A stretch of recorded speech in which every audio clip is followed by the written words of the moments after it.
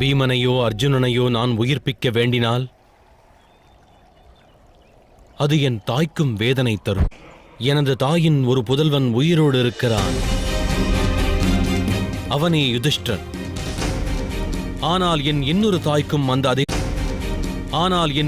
தாய்க்கும் அந்த அதிகாரம் உண்டு. அவருடைய இரு புதல்வரில் ஒருவனும் பிழைக்க வேண்டும். சகோதரன் நகுலனை உயிர்ப்பியுங்கள். அற்புதம் மகனே யுதிஷ்டிரா. நான் ஆனந்தமடைந்தேன். நானே தர்மராஜன்.